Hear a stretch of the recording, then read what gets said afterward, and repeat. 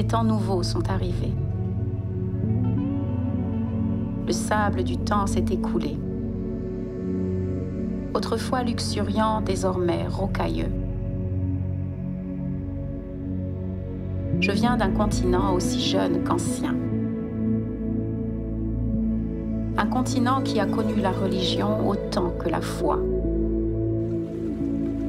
Le foyer de deltas légendaires tels que l'Okavango. Depuis ses déserts brûlants remplis d'arbres centenaires, jusqu'à son rythme animal, ses villes et rues qui se profilent.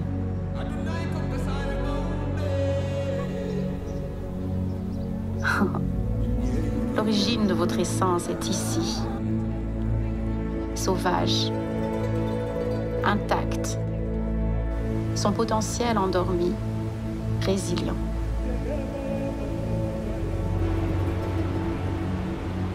Couvrant 20% de la surface terrestre,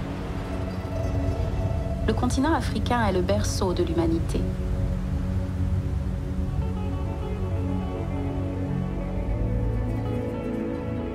Il est aussi le plus ancien territoire habité de la planète. Nos terres fertiles sont l'épine dorsale de la richesse mondiale et également un fil spirituel qui retient la vie de beaucoup.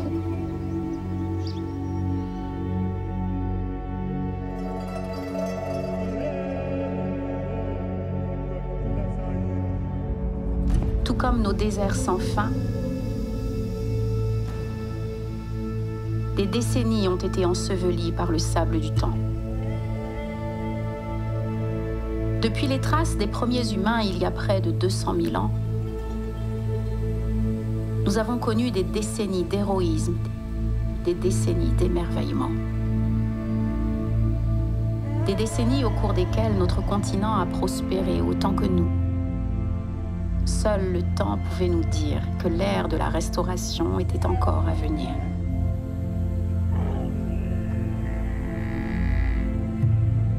Nous sommes entrés dans une ère où la dégradation du paysage est si grave que les pays africains se sont engagés ensemble à restaurer ces précieux sols.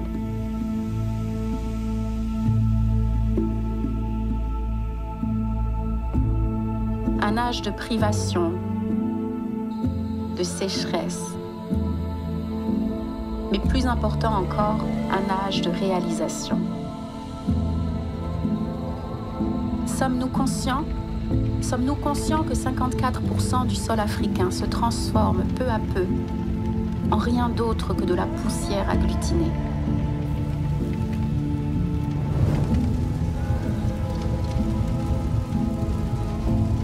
Le ralentissement économique dû à une pandémie mondiale continue d'enfoncer ces terres dans une profonde récession. Sommes-nous conscients des déserts grandissants et des récoltes défaillantes? De la perte de terres fertiles, de marécages, de bétail. La liste n'en finit pas. En sommes-nous seulement conscients? Sommes-nous conscients qu'en tant que peuple, nous avons surmonté de tels obstacles?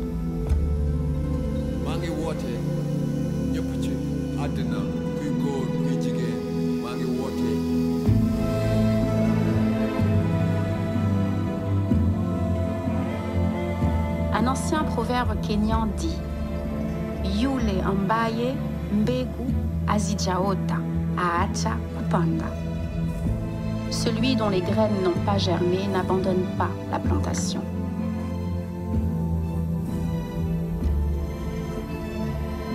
Je vous présente The Grand African Green Up, notre décennie d'initiatives pour la restauration des écosystèmes.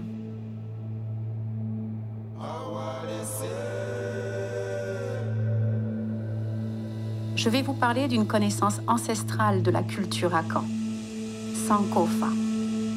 Et de la même manière, une grande partie de nos connaissances tribales déclare: la connaissance du passé ne doit jamais être oubliée.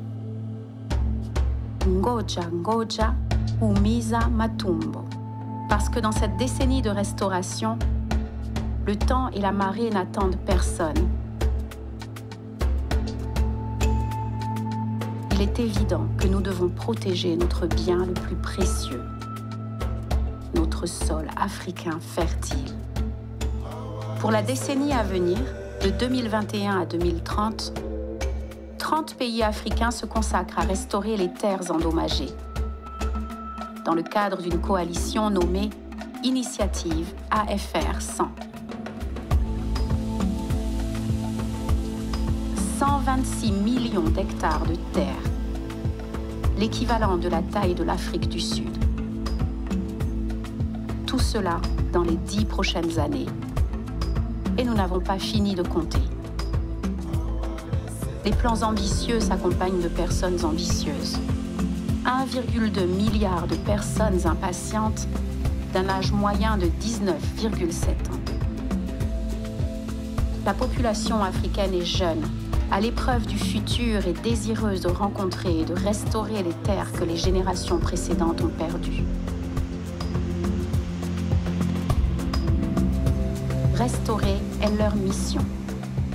Cette décennie pour la restauration des écosystèmes est un moment de réconciliation avec notre environnement.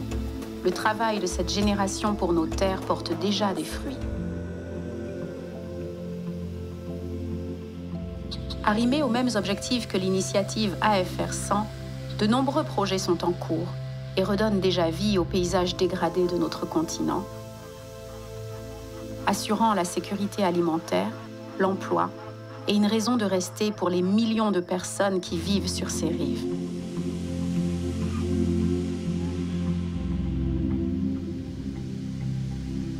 Je m'appelle Simon Eliwa Chiwanga.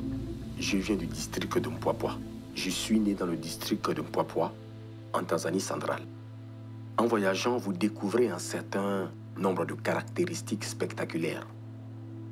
Des formations rocheuses, par exemple. Avant, pour voyager de Mpwapwa à Dodoma, il fallait traverser une forêt dense.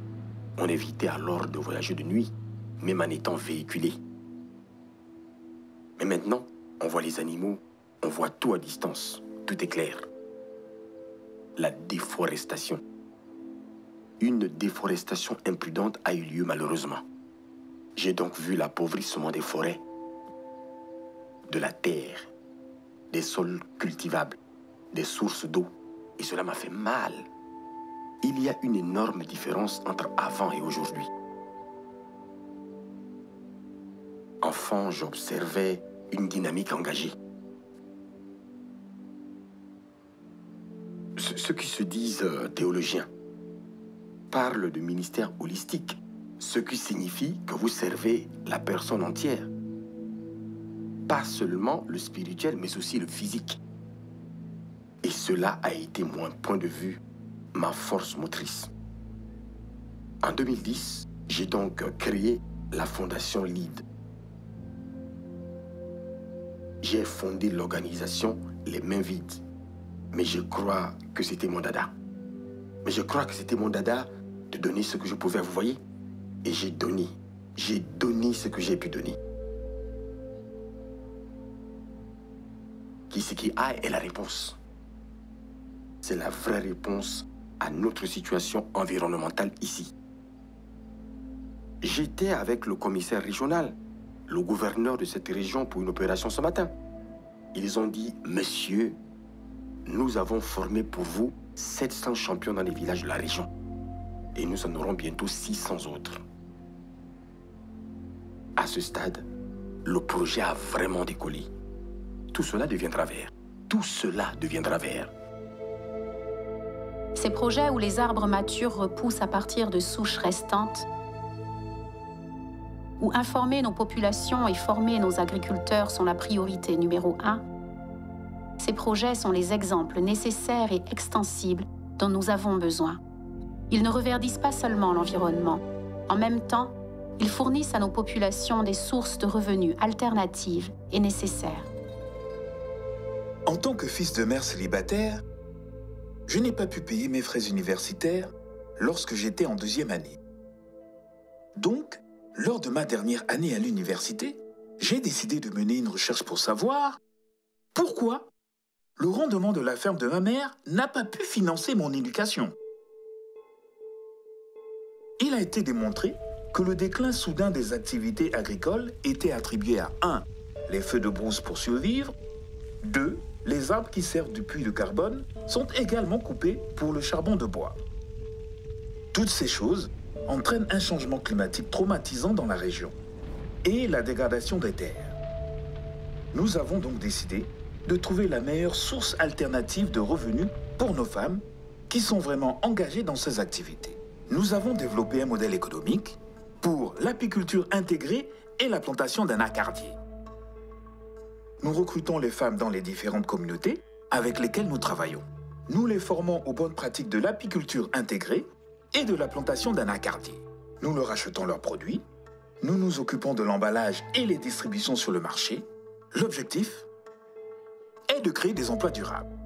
Parce que nous ne pouvons pas les empêcher de brûler la brousse ou de couper illégalement les arbres et de faire du surpâturage sans leur donner une source alternative de revenus durables, juste en se substituant à leurs activités.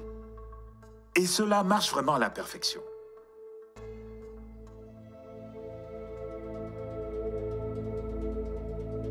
Pour reverdir notre environnement, nous devons créer les emplois durables de demain et éduquer nos enfants dans un environnement écologique plus responsable, car nos enfants sont porteurs de l'avenir de notre continent.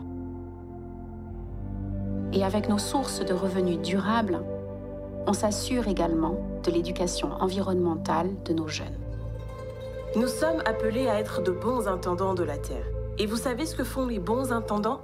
Les bons intendants prennent soin de la Terre, prennent soin de la planète. Et ils la laissent meilleure qu'ils ne l'ont trouvée. Ils la laissent en bon état. Je ne ferai pas de mal à la nature parce que je suis censé être un bon intendant. Et pour nous assurer que nous laissons cette planète en meilleur état que nous l'avons trouvée, pour s'assurer que tout en cultivant la terre, nous la gardons belle pour les prochaines générations, j'ai emmené des enfants dans l'un des cours d'eau pollués de Nairobi. Je me souviens d'une question que l'un des enfants m'a posée. Qui a fait ça? Donc, cela indique que les enfants veulent vraiment faire quelque chose pour l'environnement. Mais nous devons faire en sorte qu'ils se sentent connectés à la nature et nous devons également leur faire comprendre les défis auxquels la nature est confrontée, tout en s'assurant de les rendre acteurs de la solution. Parce que nous ne pouvons pas les laisser de côté lorsque nous restaurons nos paysages. L'Afrique est le continent de la jeunesse. Il y a du pouvoir dans la jeunesse. Alors je sens que la jeunesse va être la clé pour toute idée qui va prendre racine. Je m'appelle Rocky Dawini. Je suis un musicien ghanéen. Je crois que la musique est un levier pour la transformation sociale. Je me suis souvent concentré sur l'autonomisation. J'ai toujours cru qu'une société n'est forte que lorsqu'on est en mesure d'encourager et d'améliorer les nouveaux dirigeants. Alors j'essaie d'utiliser ce pouvoir en démarrant des conversations avec les gens.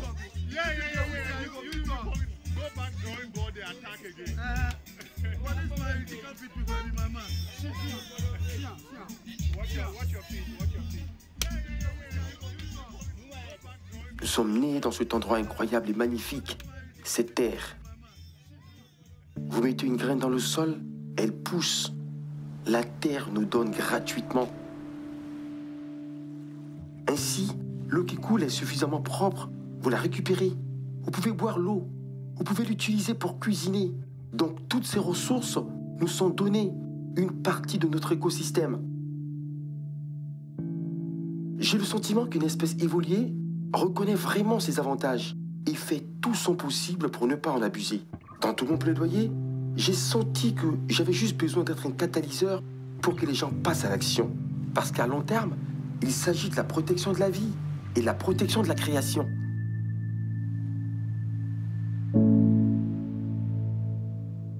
Je suis fière parce que nous avons appris à beaucoup d'enfants à préserver l'environnement.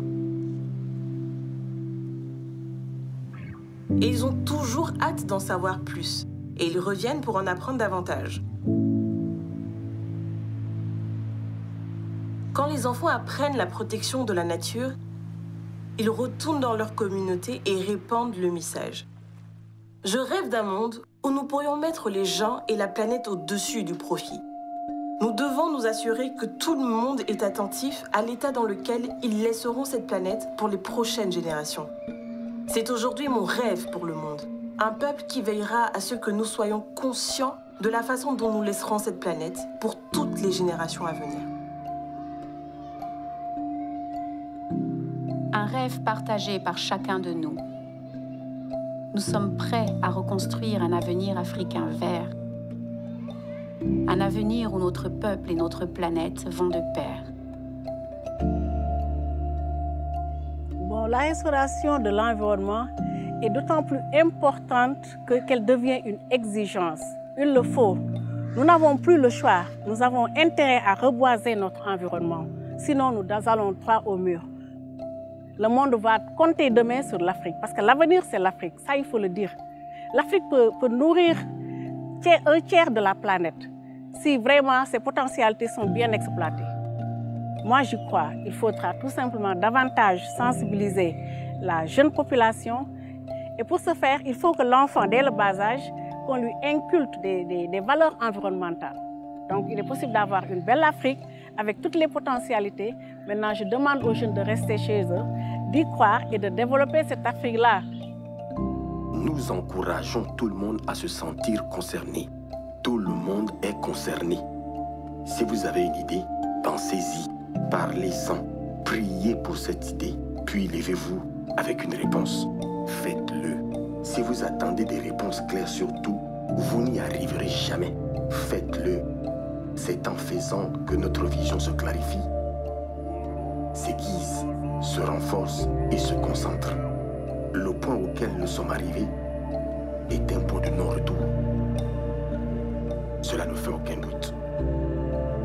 C'est faisable. C'est faisable. Jouez votre rôle.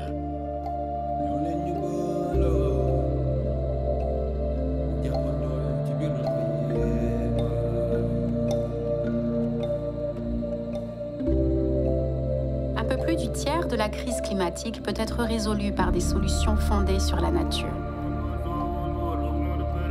La restauration des paysages n'est pas seulement une solution pour le continent africain.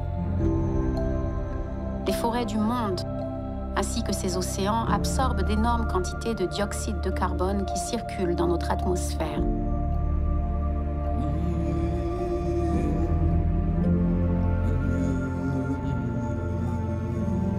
La puissante forêt tropicale du Congo, avec l'Amazonie, sont effectivement les poumons de la Terre.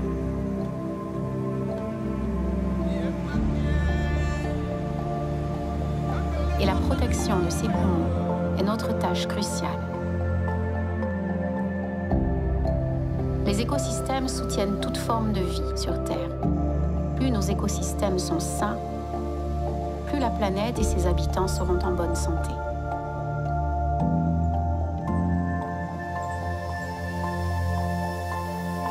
Dans le cadre de notre initiative de restauration, la République démocratique du Congo s'est engagée à restaurer des millions d'hectares de terres dégradées au cours de la prochaine décennie.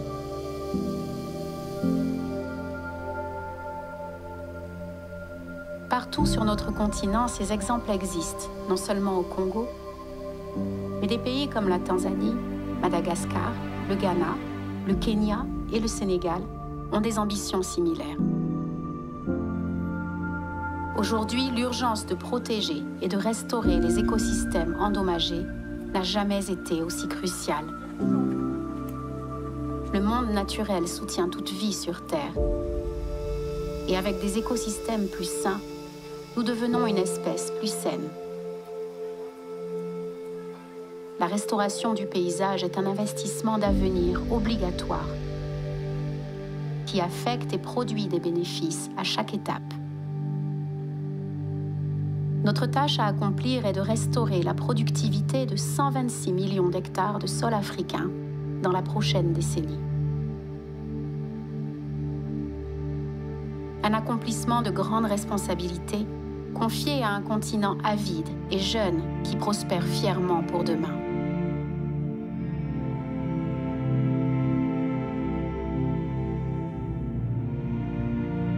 veut que vous compreniez que nous partageons tous la même responsabilité. Cet avenir deviendra bientôt notre histoire, parce que nous avons déjà commencé une initiative sans précédent. Bientôt, ces eaux atteindront les graines, et quand elles pousseront, nous croirons. Elle nous montrera des fleurs qui n'ont jamais fleuri et créera des opportunités que personne n'aurait jamais imaginées. Les nutriments dans ces sols produiront, créant des champs de verdure en une quinzaine de jours. Elle peut attirer des pluies qui couleront toute la nuit et créer des herbes succulentes pour que la faune s'épanouisse. Elle respire la planète. Elle nous donne le souffle de vie. Elle est la réponse pour éviter notre disparition. Elle nous a donné le pouvoir. Elle nous a donné la vie. Tout ce qu'elle veut en retour, c'est que nous survivions.